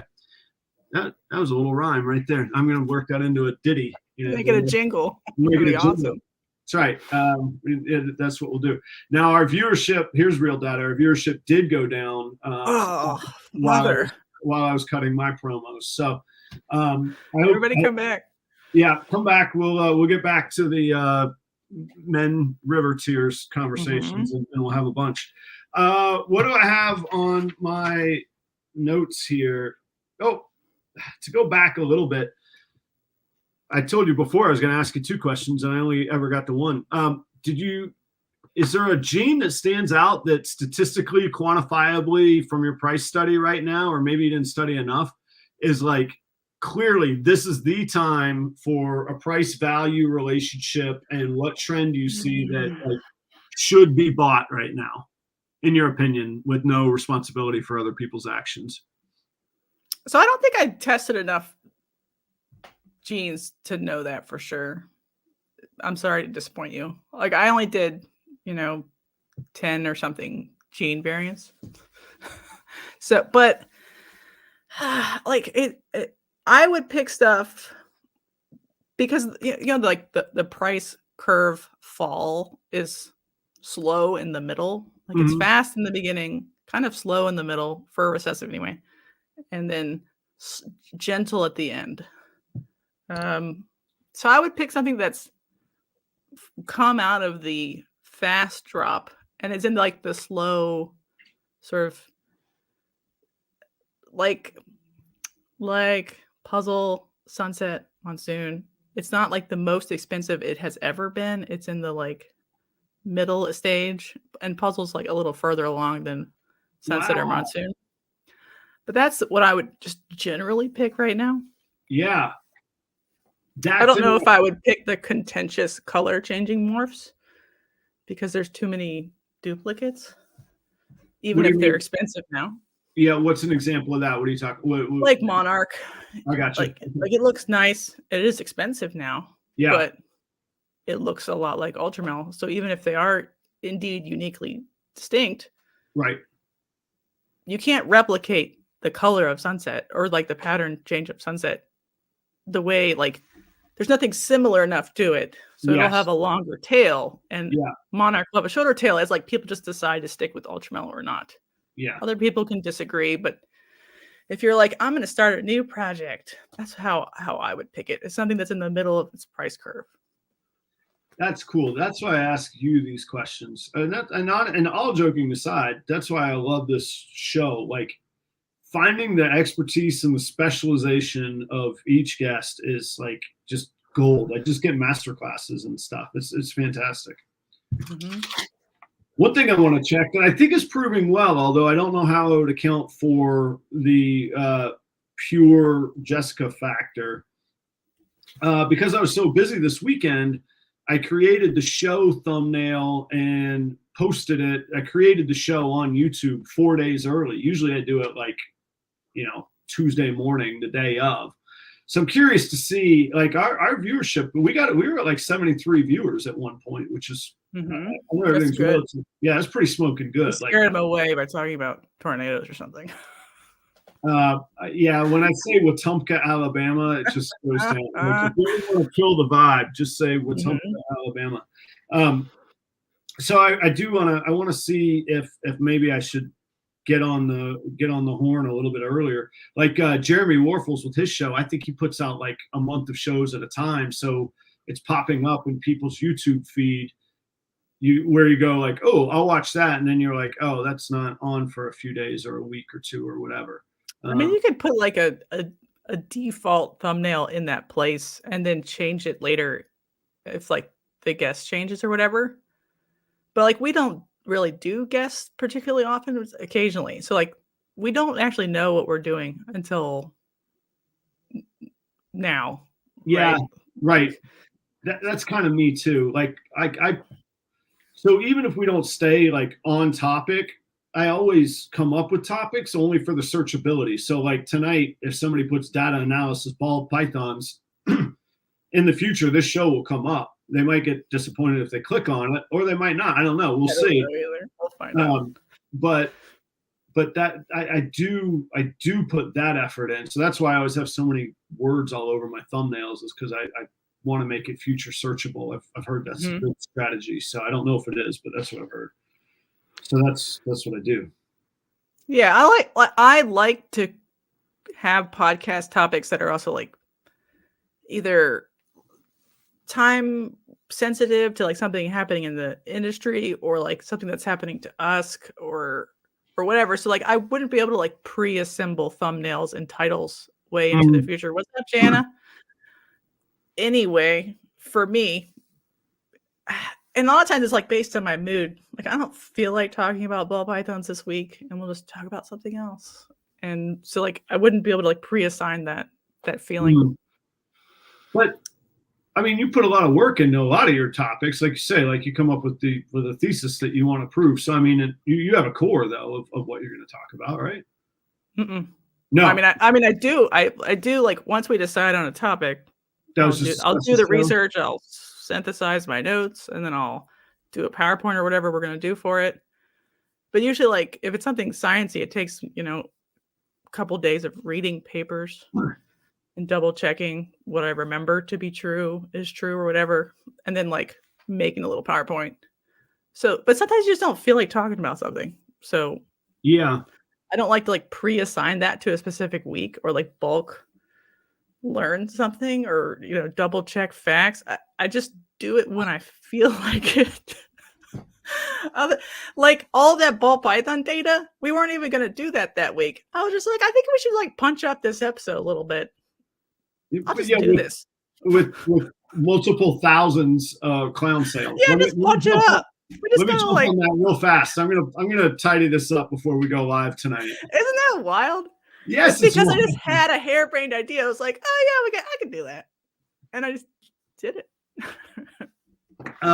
Yeah. So shout out to Jana, your sidekick, my wife, your wife, and like sometimes people use the weird expression "partner in crime," but like I could see you two as like bandits. Like you would be like you two would be, yeah. Yes. I'm scared the next time we show up at a reptile show together. It's gonna be bedlam. And not the good kind. Like to live stream it. Like I'll make the platform available and we'll just we'll do that. On a serious but not overly serious note, I saw in the comments and I just double checked. That's why when I looked like I was like really engaged for a minute. We've had super chats. I don't know if you want to. Yeah, I gotta address those too. Anytime you can do it. But this is a big moment. Hang on here. This is maybe I can figure out how to share it. Hang on. Let me try this real guys, stick I promise this is going to deliver. This isn't me just like awkwardly fluffing up what I'm trying to do here. Hang on. Yeah. Yes. Watch this. Look at that pretty round number. Whoa. We all love those sorts of things, right? Can you see it? Yeah. Yeah. Let's 2000. Boom. I'm pretty good job. Yeah, thank you. That's congratulations. Kind of thanks. Thank you to everybody and all the help and fun. How do I take that down? You just got to go to your there you go. Got it. Okay, cool. Yeah, thanks everybody. That's like stuff. So that's cool. Jason, yeah, there have been some super chats. Flawless Exotic Creations earlier. Oh, thank you. We're missing Supreme Geckos live right now, though, by the way. Did you know that? There's so many, right? Like it was their 13th day of Christmas in January live. I'll have to check it out. This is like the hidden secret nobody talks about is how like on fire the gecko market really is, because he has hundreds of people, not 100, not 70, hundreds of people, 400 or 500 in his lives, and I'm like, sign me up. So I emailed Wally. I'm like, Wally, I want to be a snake sponsor to your Christmas for 2023. That is the most people I've ever seen in a reptile live. Yeah, except for maybe like Brian Barczyk's lives. So if you're a snake vendor and you want to get your little snaky poos in front of gecko people, and maybe there's a crossover there, message Wally on Facebook, Wally Kern, Supreme Gecko, and ask to be a participant in the 2023 Christmas giveaway. He had a couple snake vendors, but not very many. And I was like, Wally, why don't you have any snake vendors? He's like, I don't know snake people, but you all are snake people. So help him out. Help a brother out. Well, in loyalty both to friends and one-time business partners, I do have to shout out Flawless Exotic Creations. If you're looking for geckos, Flawless Exotic Geckos have been I don't know. I own one. I'm 2 days into owning a Cresty. Like it's going pretty well so far. It's cool. Yeah, Flawless was a sponsor for Wally's a lot of their giveaways. Okay. All right, so they're all friends. All right, cool. Yeah, they're buddies. I'm not familiar with Wally, but Will and Audra I am very familiar with, and they've been outstanding to me. So I had to make sure that at least it's kind of like if you play a Beatles tune, you got to play a Stone song, and maybe 2 Stone songs, in my opinion. But that they would be my. That'd be weird to say they're my Stones. They'd be my Rolling Stones. Is Will and Audra. Yeah, they're smart. So. Let's see. Oh yeah, Primal says I should. That's Ken. I should give away Jeremy Bod's snake to celebrate 2000. No, man, that snake I pursued for quite some time, and I thought I wouldn't own it, and now I do. So no, I'm not giving that away. We could give away one of your clown pies, is what we'll do, and I will be the magical winner of that, is to celebrate 2000 subscribers. You want to talk shows? You did a recent episode. Wait, get to that super chat. You brought it up. I didn't read it, but you brought it up. I did bring it up. That was Jason, $20. it was money. $20. That's like a couple of eggs. that is 3 chicken eggs. Let's see, Jason, and Jason says, where are we at with Monarch? Ultramel is technically hypo, correct? Whereas Monarch is likely T plus albino equivalent. At least my understanding so far. Hello, by the way. All right. I wouldn't be so specific because I don't think we know any of those things. Uh-huh. Like, it's a lot of people use the word terracinase positive, but nobody's ever checked that property of the form of albino. So we're just like, there might be a little bit of terracinase, but nobody's ever scientifically checked. So I bet they're probably mutations of the same gene, just in a different position, which give them a slightly different aesthetic.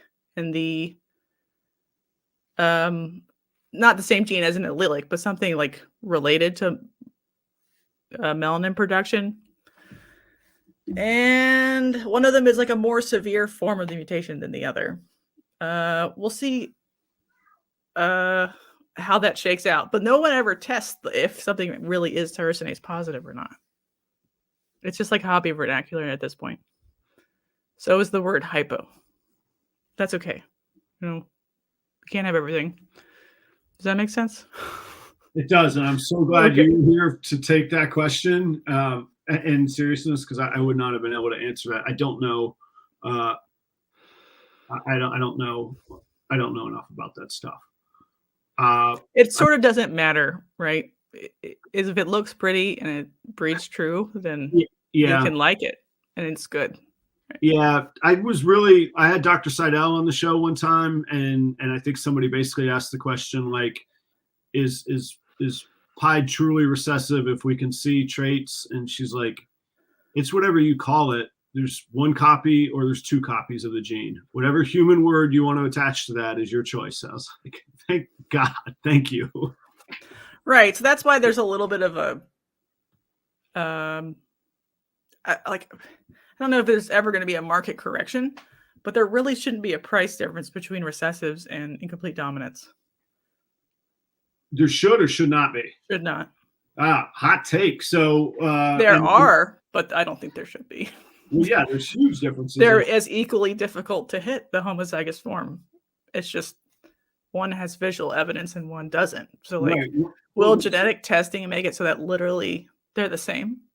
And I think there's like maybe like unseen value that can be harvested from people who are like going for homozygotes that aren't lethal or have other deleterious problems of incomplete dominance that have like unusually high prices relative to their heterozygous form, like blackhead. Like a super blackhead female costs more than a clown female right now. Yeah. But a blackhead heterozygote costs less than it depends on like what's in it, but a super blackhead female costs a lot more than a clown. So like there's a disparity here where like people aren't working the homozygotes of incomplete dominance the way they should. And then they're overvaluing double, triple, quad homozygote recessives. But they should be valuing homozygotes of any allele. So we don't do that. We're weird. No. I'm so glad we got here, because one of my bullet points for the show was order and chaos. Is there order? I don't know what we're doing. No, there's not. I should put a question mark behind it. There's chaos in the order, is what it is. But seriously, no, because from a business standpoint, there's an expression I like to use of things that don't fit into a spreadsheet. How well teams click, team chemistry, who's going to work together the best, and that sort of thing. When it comes to hiring, you can have all the data points that you want, but at the end of the day, is that person the right fit is one of those questions. And that's analogous to this in that it's just a market force. These are just humans making, you got your rational, and then what? You got your little amygdala or whatever in there. Which is the amygdala, rational or emotional? I'm not sure which. I think that's the lizard part. So I would assume it was Irrational. Probably irrational. Yeah, that's the feels good. I want it. Yeah, dopamine. Yeah. Yeah.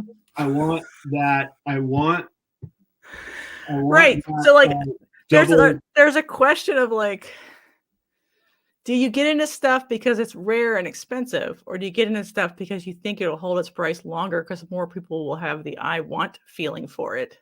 Well, that was I really try hard on here not to cut people off, and I've been told I do that sometimes, so I'm working through that. But when I was going to jump in and you kept going, which kudos to you. No, kudos to you. That's not me mad at you. That's serious. Like that's how finding space to make things work is a challenge for me on this show. Yes, you're right. They're technically just as easy or just as hard to make, heterozygous or homozygous forms, but you don't get the fulfillment of one when you versus the other. So like a recessive, yeah, I get what you're saying. Technically, one gene is just as easy to make as one dominant or codom gene, but you don't get the gratification of the visual gratification, which is that joy and that childhood wonder that we all love to start with. So does it? You're not physically gratified by a super blackhead. Come on, be honest. No, I'm not. Yes, I am. Excuse me. Yes, I am. That's what I mean. Like hitting a really intense but viable super of an incomplete dominant to me is just as exciting sounding as hitting the visual or the homozygous recessive. Yes, I'm sorry. You're talking on one end of the spectrum. I'm talking on the other. A banana is far more fulfilling to me than a het pied. Just as easy to make. And it's easier to sell. That's right. Okay, so there you go. That's my point in the topic. No, to your point. So I bought this year. I bought a pied hypo super pastel. Genetically, that's a triple visual. Mm-hmm. It should technically be $1 million. So. And it is for sale right now. Right now, I'll do it for half that. Yeah, exactly. Yeah. Yes, I get that. Yeah, so that's why, like, people can convince you to go do triples and quads and whatever, but if the triple and quad components make a snake that doesn't look like that good anyway, then I don't know what we're all doing technically at this point. Like, an albino clown pied is not worth that much compared to other like desert ghost clown pied. So like that was also just as difficult to do.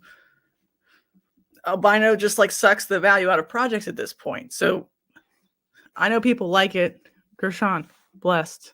Don't hate me. But like it is a recessive that's just as difficult, but hurts a project. Don't get me started on caramel. But I don't know why people drink Fireball either. Right, it's fine that there are these differences, but I think, like, if you wanted to like arbitrage a price difference, I would start to treat incomplete dominants and shoot for supers, because that is actually like there's a bigger price gap between their heterozygote and their homozygote than in like a clown. That's kind of maybe what I'm getting at. There's the carrot on the stick for Aladdin then, huh? Mm-hmm. Yeah. Like if you hit a blackhead G-stripe thing, yeah, maybe try to hit a super blackhead G-stripe down the line or whatever. That would be like are you saying this arbitrarily, or do you know my pairings? I watch your program, sir. Okay. I'm a super fan. I have imposter syndrome, and I can't imagine anybody watching my program. So, yeah, I have a chance to hit one. I have a chance to hit the super recessive on that this year. Super blackhead. Yeah, maybe that should be a $5,000 snake. I don't even know. I don't think one has even been made. But I don't either. I can't. But blackhead is cool enough, prestigious enough, even though it's old, but then it came back and whatever, that its homozygote is worth a ton. Yeah. A ton. Even without a het attached to it or a visual recessive. Right. So even if I miss the visual on the het to het of the recessive, who cares? I got a 66% super blackhead, hopefully. Yeah. It'll be worth more than a visual clown or whatever. Obviously, you know what I'm saying? Not if it was a blackhead, but like there are points of arbitrage like that where the prices don't make any sense all over the place in the market. So if people wanted to like look into that and think about it really hard, yes. But Like do you have time to realistically catch those? Like you and I have 10 grand and we're gonna go to Arlington and we're gonna play this game. Do we have time to do it? No, probably not. Also, like not to like breed it in time to capture the interest at that moment. Like there's more like questions of like, should you be buying, you know, females of certain kinds in the fall when everyone's like depressed and wants to get out, and then just reselling them in the spring? Like that is probably a viable arbitrage option that is not that difficult to do nor that expensive. There's obviously like zoonotic disease concerns there, but like ignoring that part, you could 100% do that. Yeah. In that short time frame. But like I think if you bought like a cooler, more female, she might have actually dropped in the year if it's more high end. But I have to look at like more data points. You have the time, as you said earlier, to do that, and I look forward to those episodes. I like it. I'm into it. Yeah, I don't know what we're gonna do. I think we were gonna do it like quarterly, like a Q1 ball python stunk report, and we'll see if we can like tease out stories from the data that are like interesting, besides just like clown is the same as it was before. You know what I mean? So I have to like find interesting things that happened in the. That's the problem with data. Sometimes it just is what it is. Where you're like, it's totally fine. Everything's normal. Yeah. So I gotta find like narratives or whatever to like talk about. I had a funny moment. Have you ever interacted with, do you know Brandon, or have you seen his Brandon Nixon? I've seen some of his videos, watched some of his lives. I don't think I've ever talked to him. So Brandon's a very good dude. He's been good to me. And he's very intellectual and insightful. And the way my comments went, I saw his name, but it turns out it was Jana's comment, but I didn't see Jana's name. And so I thought in my head, this was Brandon writing this. And I was like, man, Brandon's always forthright, but this is pretty forthright. But it turns out it was Jana. So imagine, if you all will, those of y'all that know Brandon, him going, Jessica and I have gotten lost in this philosophical discussion a few times. Good luck, Adam. I was like, oh my God. But Jana's allowed to say that. Everybody's allowed to say it. I was just going to move along though, but instead I had a funny moment. I was like, wow. And then I looked, I was like, wait, that is Jana.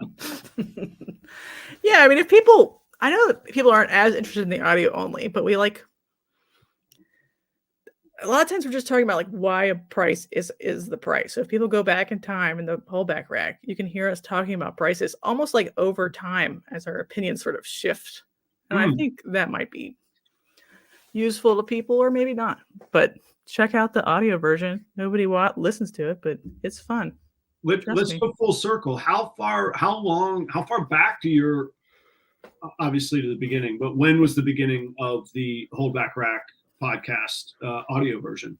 November 2021. Okay. Cool. So yeah, coming up on a year and a half then. Yeah, somehow we did it. You telling me? It's so funny. I really encourage people, go back and watch my early videos. Well, just go find my first, just like click on like date posted and reverse it and just watch it. And it's like, I'm in a basement and I'm like, hi, it's me.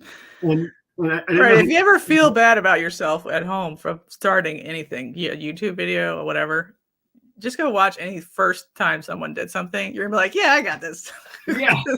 You're gonna do great compared to I mean, it's really what inspired me to start. I was just like, man, I could do what some of these folks are doing.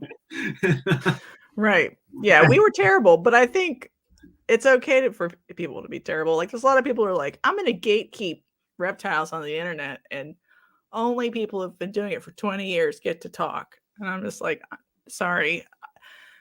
I think everybody has a space to talk. It doesn't mean everyone wants to listen to you, but you have a space to talk, and someone will be right in the boat with you for that journey. They're like in the exact spot, and you're going to answer the question they need right at that moment. And that's okay. Keep going. You're going to That's get right. better, and people will grow with you or whatever. Yeah, and you'll find your tribe. Yeah, it's overwhelming to if Jimmy Page starts a podcast, I got nothing to ask that dude because he's light years ahead of me. But 6 other guys that are, trying to book gigs in Jacksonville, Florida, I want to hang out with all the time because we can learn from each other, right? Like that's what we have here, and I know what you all are building and have as well. Like I don't know why anybody would be like, no, don't pursue your passion, but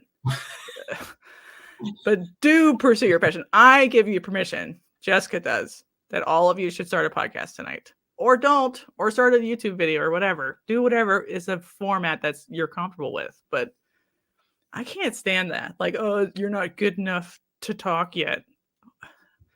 What? Yeah. What? There's a great quote by Dave Grohl from Foo Fighters, and somebody like teed up a question about how awful he thought American Idol was or something. And of course that was an easy slam dunk because he didn't like that. But he said, sucking is part of the deal. You're going to start as a horrible band in a garage and play out a tune, and your drummer is going to be horrible, and you guys are going to fight because you don't have enough gas money to buy a hot dog after the gig. But then one night, there's going to be one person you connect with, or that magic's going to happen, and then you're going to go to an open mic, and then you're going to and you're going to do those things. You're going to get good along the way, rather than, hey, you're a smoking hot Barbie, boom. Which there's no problem. That's okay if you are, but it doesn't mean you should get front stage on American Idol and suddenly you're a rock star, because you're not, and you're not going to have the skills to succeed and last as a rock star if you don't do that other stuff. That's how. Right, and some people can be better faster too. Yes, and that's okay. And some people take a long time, and I'm a little sleepy in their lives. I'll still go in there and hit and be like, "Good job, you can do it, buddy." We need that though. Yeah. Yeah, I like good. There's no reason why people should feel embarrassed to talk about snakes on the internet. If that's their thing, and I had to you could probably help with this. I had trouble getting my head around the magnitude of the sheer freaking number of people in the world. Like when you go, because everybody says it, well, what time slot would I take? They're up against there's, what did you just say? There's 500 people watching a gecko channel that apparently I'm competing. I had no idea. I know, isn't that crazy? They're popping off. Didn't know that I was competing against them. Well, at one point, we had 73, and now we have 53, which is still an amazing amount of people because we're just kind of yammering on at this point. Yeah, I mean, you are competing with people in terms of time slots, and it does spread people's attention thin, but that's okay, because that means each, live can have its own sort of buddy group clientele or whatever. There's no arbiters of who's in charge of the hobby, right? For sure. So just go hang out with your friends. You're fine. And then if you can't catch it live, catch it on the download if it's got information that you're interested in, or just a replay. You don't have to download it. That's for sure. It's fine. I think that everybody has something to contribute, and I've been told oh, Janet's not contributing anything. I'm like, what are you talking about? What are you talking about? You're so dumb right now. A new person's perspective is so important to new people. Yeah. Why would they want to listen to me talk down to them for 2 hours? They don't. They're going to run away. We need both thought processes to have a conversation and move everybody forward together. Not to mention, you two playing off each other is gold. I swear to God, it's phenomenal. Thank you. It's all it really is. And I don't know how to put this. It took me a little while because I don't even remember what the first episode was, but I was like, wow, this is not reptile content at all. I don't know what I just came in at that exact moment where it was just sometimes we disappear off of the deep end. Yeah. Which I think some people like and some people don't like. And sometimes it's about movies or TV shows or whatever. But I don't want people to sit and actively listen. I want you to go clean tubs and just be soothed by like me cackling and Jana screeching and us having a good time. And then maybe on accident, you'll learn one thing every once in a while. That's what I want people to do. This is a kinder, gentler Jessica here. This is Listen, I brought my trad wife powers to this program for you. You're telling filthy lies. I summoned it like a spirit bomb. I was very clear that I had to use the powers of stay-at-home moms everywhere. Yeah, all I could remember was like, what was that game, Street Fighter, with like the green dude that would roll into a ball? That's who you need to watch Dragon Ball Z. This was a spirit bomb made of stay-at-home mom power. Okay. And I used it to be as nice as possible tonight. Okay. Thank Dragon, you. Yeah. If you were a fishing bait, though, what would that be? What would that analogy be for those of us that didn't catch Dragon Ball stuff? I don't know. I was really hoping you were going to pop out some. I don't know. It's going to be great. I'm not actually a trad wife. Let's be clear. I'm very not trad. Yeah, guys. If you haven't seen Jana and Jessica's show, go check it out. It's incredibly insightful and entertaining in a completely different way. Mm-hmm. Also for adults, adult language and themes. Yeah, clear the kids. Get your Googler ready so you can like myself. I learned some new terms that I realized I shouldn't say out loud. I didn't know that until I Googled them, which is fun. It's cool. Neat pictures when you Google. That's good. Mm-hmm. Rule 34 is alive and well on the internet.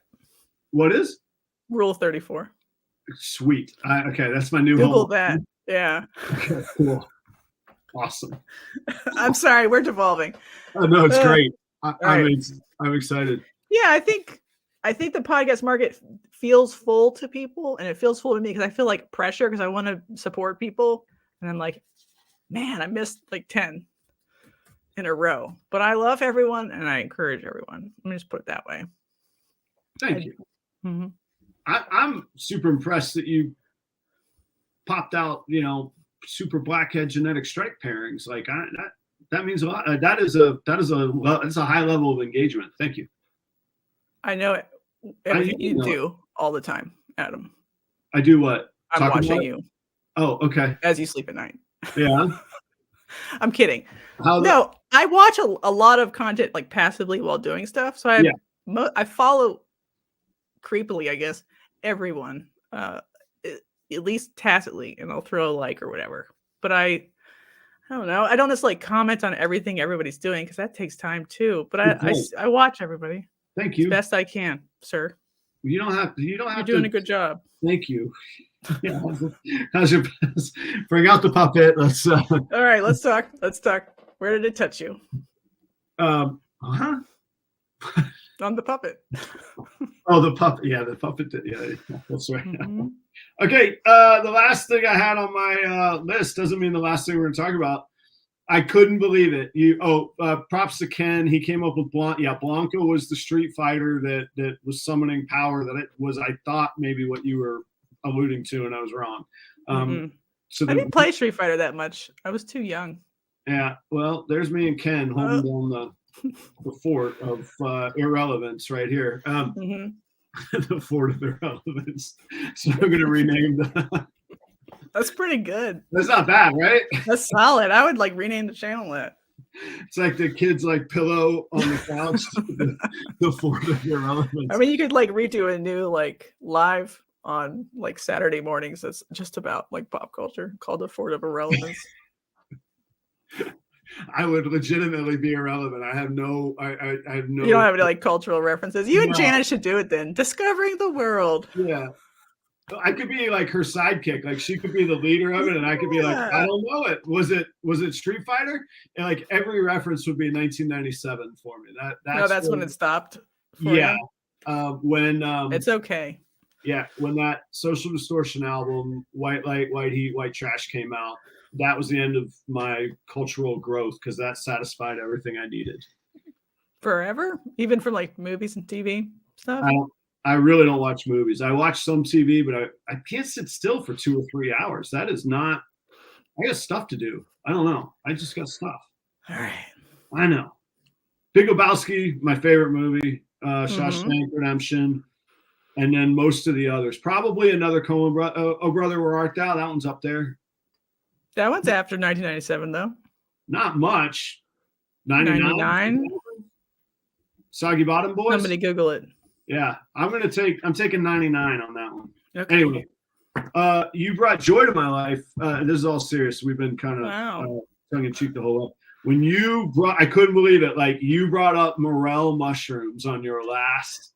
Why does that bring you joy? I know it's like a bougie $20 a pound mushroom. Is that what it was? Well, no, it's like a pound, like 80 to 100. With inflation, yeah. I mean, if chicken eggs are running what they are, I bet. I mean, man, you should do some sort of mushroom arbitrage then, because you can definitely buy them for 20, like near where they grow more readily, or maybe they used to be 20 in the Pacific Northwest, maybe in Western Appalachia. The eastern morels are much more rare and difficult and smaller as well. You don't get those Coke can sized morels in the east. No, I feel like I used to buy them at like, so you have like a local hippie farmer's market. Maybe I'm making stuff up. I don't know. But I mostly just got them myself and ate them. Yeah, they're amazing. So one of the beautiful things when I moved, so I lived in Jacksonville, Florida most of my life. And then I moved to North Carolina for pursuing work 12 years ago. And I discovered in this band of the Blue Ridge was this mecca for wild mushrooms. And let me tell you, Jacksonville, Florida, Duval County has a lot of things, but we ain't got any edible mushrooms that are. It's too hot down there. Yeah, that are culinarily valuable. We got some cow patty mushrooms. That's different. That's a different story for maybe on your show. I'll tell that version. But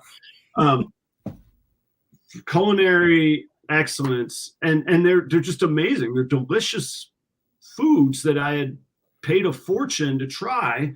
And in North Carolina, if you know the season where I lived, four seasons year round, I could find wild, delicious, edible mushrooms.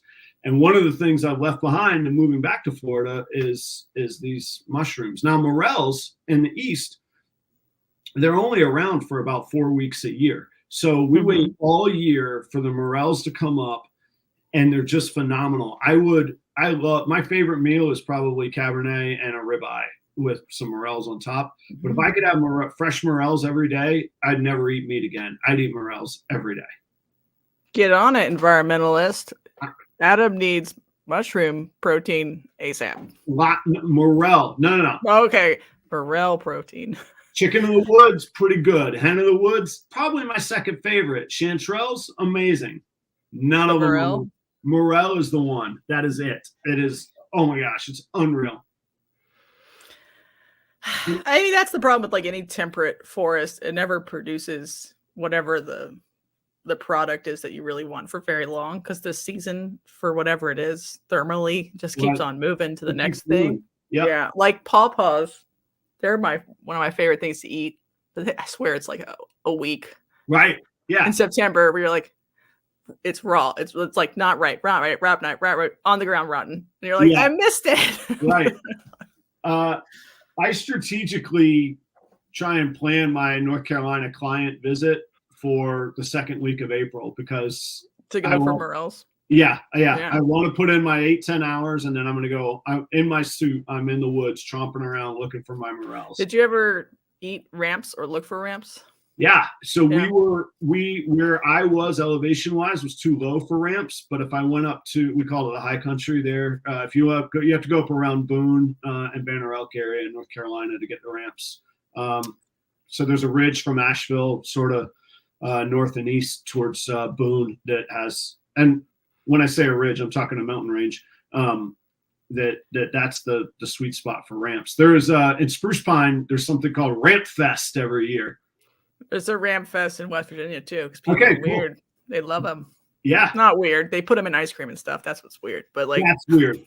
No. But like the idea of celebrating like a regional, local foraged food is Well, dope, and actually. let's be clear, it's a regional foraged onion. It's a little like Right. I guess people don't know what ramps are. no, they don't know. It's a little scallion deal. Like we're having festivals for our local spring scallions that we went and picked in our backyard. Mm-hmm. But everywhere rural America, I'm sure in other countries too, people just like a reminder of our like whatever our roots are, because Yes. we're all like transplants from other countries, and we get adopted by the land or whatever. So then we all like come together to like put ramps in ice cream and do a pig weighing contest or whatever weird stuff. Right. And I think like that's the great divider across the country. There's like Walla Walla onion festivals in Washington and potato stuff in Idaho. Like everywhere we go, we do weird sort of rural origin local food things that are pretty fun, I think. Yeah. Well, check it out, everybody. In that way, you asked me why I was so excited about morels. I love the taste of them. They're delicious. But part of it too is it's something that from a very young age, my son grew up in the woods. North Carolina's always known him in his life, except for the past year and a half of here in Jacksonville again. And little boys tend to have this deep-seated desire to please their dad, and we would go hunt morels together, and the joy that this kid would have, he didn't care about the morel, he cared about showing me the morel that was going to make me be so happy. And like I just have silly memories because there's a limited time. I'm from sun up to sundown on my days off, I'm looking for morels in that 4-week period because they aren't going to come back. And so we would just we'd be out there in spring thunderstorms, like that scene from Shawshank Redemption where he's crawled through the shitty pipe and he's out and he made it. And I remember okay, are we going to stay out in this thunderstorm and risk it? And then we found a patch and I was like, yes, it was worth it. Right. Like that's the same adventure to me of like herping or sort of like it's the same feeling. Like you're in the woods, you have a goal, and there's hardships, but there's like drama and surprise things happen, and you end up just being like really happy and satisfied, maybe tired, but like much better, mentally improved when you get home because you're just like, we did something and it was fun. We used to find fawns. And they just sit there because they're supposed to. Just sit there because the mom stashed them there, and their defense is literally not to move. And they're camouflaged so well, and you're so tight, like you can't spot morels from far at all. Like you got to be like on them, dialed in, and they're on face to face with a fawn. It's you're like, there's a deer staring at me, like nose. Right, but it's like magical and like surprise. I don't know, everything about being in the natural setting, exploring in whatever way you want, I think it's awesome. Yeah, cathartic in every way. You should move back to some form of Appalachia so you can eat morels with your son when 10 years from now or whatever. As soon as he's off to college, I'm back to the mountains. All right, do it. I like look around me in Oklahoma and I'm like, I don't understand where I am. Like I want to die under a pawpaw tree pretty much, and I want to I don't know, put my carcass in like a laurel patch up on a mountain. I don't understand where I am. I don't like the way it smells. Like it's beautiful, I guess, but send me back to the mountains, please. That'd be good. I've never been to Oklahoma, so I can't speak. I have been, but I haven't spent any time in Oklahoma. I can't speak to Oklahoma. Well, like Eastern Oklahoma looks more like, Eastern U.S. deciduous forest than where I am, but I'm like in the western part where it's, the plains-ish. All I imagine is just plains and dust. Well, if we didn't do center pivot agriculture, it would be better. It would be like prairie, which would be maybe nice, but we gave up prairies for center pivot agriculture and we grow cotton now, and that's about it. But I don't know. I don't know what state we'll end up in, but I do miss like the Appalachian aesthetic. Yeah. Even though like the Pacific Northwest is incredibly beautiful. Just there's a difference between like young mountains and old mountains. Yes, there is. Yeah. Mm-hmm. Yeah. Where can everybody check you out, Jessica? Now that we've Tortured them. Yeah, we've baited them. You can check me out on Morph Market in Hare Hall Farm. I breed a lot of corn snakes, boas, old world colubrids, and boas, ball pythons sometimes. I'm on Holdback Rec podcast, and I talk randomly like this every week with Jana King for 2 hours. Sometimes about snakes, sometimes not. And I hope you all were entertained. I don't know. We went wild. We were all over the place, Adam. I know, but the engagement was high. I will tell you that. Generally, not always, but generally when it feels good, that translates. Like there wasn't dead air. We weren't like, well, what do you think now? Well, yeah, you learned you have a stalker. How do you feel about that? Do you feel triggered? No, okay. I rarely got any sort of attention from women. So any stalker is great. I mean, this is welcome to me. This is okay. Good. I'm glad. It's simple. It's cool. Yeah, that's cool. Hey, all of Jessica's how you get to everything she just said is down below in the description. I have that there for y'all to click on. I have my own stuff as well. Y'all can email me. I will say, first off, thank you very much, Jessica. I appreciate it. All joking aside, and it's been a blast. I really love hanging out with you. It was, I had this vision that we would like hit it off and it'd be cool, but then I was a little bit scared. Like, you should have been scared. Well, I was like, she's gonna mentally own me if this doesn't go well, and it's gonna be like a. Listen, I am like a raging bee, right? But no. I'm actually like pretty chill. I'm only like a raging bee, and I'm like on a mission to teach someone something, right? If that makes any sense. I see it, and I'll tell you, all joking aside, that last episode when you were talking about the importance of getting out and connecting, and a little bit like you just were, it's beautiful. It really is exactly right, and you conveyed it just right. There's no, I don't think that you're any kind of. We'll see. Letter. Not yet. We have plenty of time. We can we can work it out. We can work it out. All right, guys. Next week I'll be solo, and I just how do I know when you should just speak from your heart, Adam? I keep little cards of what I'm going to rant on and what annoys me at the time, or what I feel passionate about at the time, and it's come time. I got to address this stuff, and I'm going to do it. Be good to each other. Don't be racist dummies. And that, no joke about that. And I'm going to hit the music in a minute, because otherwise me and Jessica. We'll just keep going forever. Yeah, we'll just ramble forever. Jessica, thank you so much. I will. Thank you. Thanks to all the people in the chat, all the super chats. I saw like William and Pete, Lindsay and Jamie and Chris. Love you all. Bye. Bye, everybody. We're going to hit the music in a minute.